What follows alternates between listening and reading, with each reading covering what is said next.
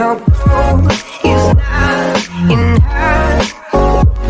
She's a diamond, I'm the rough. Hello students, मैं हूं सूरज तिवारी और आप देख रहे हैं हमारा यूट्यूब चैनल गुरु द्रोणाचार्य अकेडमी। अभी मैं जो आज वीडियो है, आज की वीडियो का जो टॉपिक है वो है हमारी इकोनॉमिक्स के क्लास 12th का चैप्टर नंबर 3, जिसका नाम है liberalisation, privatisation and globalisation.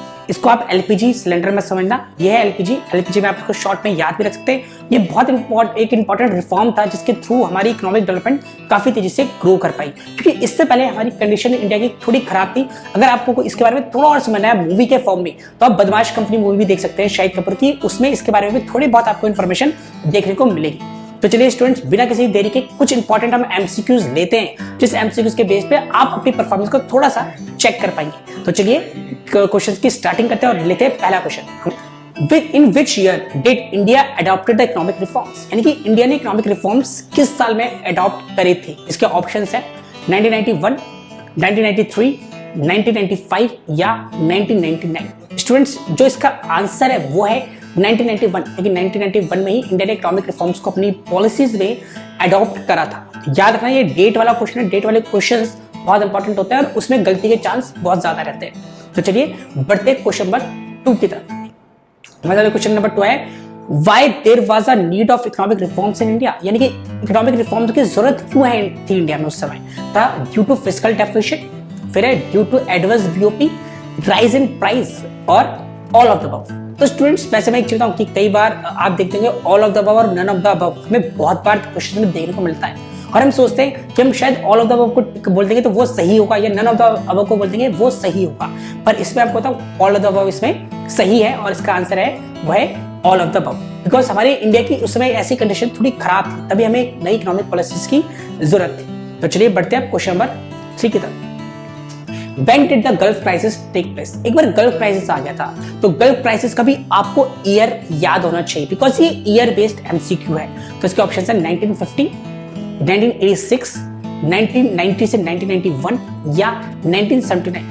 Students, अगर आप इसमें थोड़ा अगर आप ऑड वन आउट भी देखोगे तो 1990 से 1991 के बीच में एक थोड़ा आपको अलग सा फील होगा, क्योंकि वो अलग टाइप से लिखा हुआ है, और इसका आंसर भी यही है 1990 से 1991।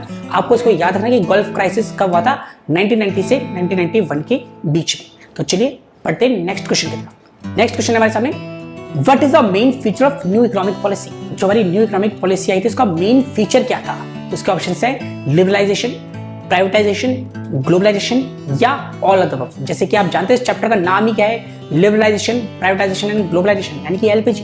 तो यानी कि इस क्वेश्चन का आंसर भी क्या होगा हमारा, ऑल ऑफ द अबव। इसमें हमने तीनों चीज को ही हमने कंसीडर करा था। तो इसका ऑप्शन जो करेक्ट आंसर है वो है ऑल ऑफ द अबव। तो चलिए बढ़ते हैं नेक्स्ट क्वेश्चन की तरफ।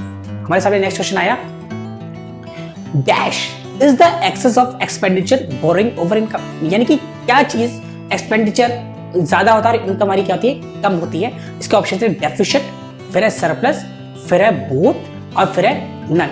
तो देखो बच्चों, मैं आपको सिंपल सी एक बात बोलूंगा, जितने भी स्टूडेंट्स ये वीडियो देख रहे हैं, कि देखो जब एक्सपेंडिचर ज्यादा है और हमारी इनकम कम है तो उसे हम एक तरह से लॉस बोलते हैं। और देखो इसको डेफिसिट भी बोलते हैं, क्योंकि जब जो बच्चे यहाँ पे कॉमर्स के होंगे और वो नॉन प्रॉफिट ऑर्गेनाइजेशन का चैप्टर पढ़ रहे होंगे, तो उसमें भी आप देखते हो डेफिसिट होता है, सरप्लस होता है। सरप्लस का मतलब क्या है, इनकम ज्यादा है और एक्सपेंडिचर कम है, और डेफिसिट का मतलब क्या है, एक्सपेंडिचर ज्यादा है और इनकम कम है। तो क्योंकि यहाँ पे लिखा है excess of expenditure over income, that's why इसका आंसर क्या होगा, वो होगा हमारा डेफिसिट। तो अब डेफिसिट का है इसका आंसर, देखिए।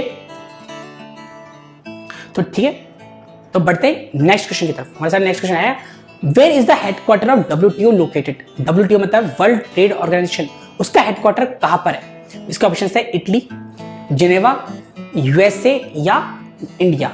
तो इसका जो करेक्ट आंसर है वो है हमारा जिनेवा, क्योंकि जो डब्ल्यूटीओ का ऑफिस है वो जिनेवा में स्टेबल है, वहां पे उसका वहां पे जिनेवा में सिचुएटेड है। इसका आंसर है वो है जिनेवा। और चलिए बढ़ते हैं नेक्स्ट क्वेश्चन की तरफ। नेक्स्ट क्वेश्चन हमारे सामने आया, to overcome the crisis India approach IMF and the world bank for. जो हमारे इंडिया में जब इकोनॉमिक क्राइसिस आ गया था, उसको जो ठीक करने के लिए हमारा इंडिया कहाँ गया था, वो गया था आईएमएफ के पास और वर्ल्ड बैंक के पास। पर वो किस चीज के लिए गया था वो हमें बताना है। इसका फर्स्ट है लोन, फिर है इन्वेस्टमेंट, फिर है पेमेंट और फिर है नन। तो स्टूडेंट्स, जो था हमें उस समय गल्फ क्राइसिस को हमें जीतने के लिए, उसको हमें ठीक करने के लिए, जो हमारी इकोनॉमिक पॉलिसी हमारी खराब हो गई थी, हमारे इंडिया में इतना क्राइसिस आ गया था, उसको ठीक करने के लिए हमें बहुत सारे पैसों की जरूरत थी। और पैसे के लिए हम जो गए थे आईएमएफ और वर्ल्ड बैंक के पास गए थे, वो गए थे लोन के लिए, तो इसका आंसर क्या है? लोन।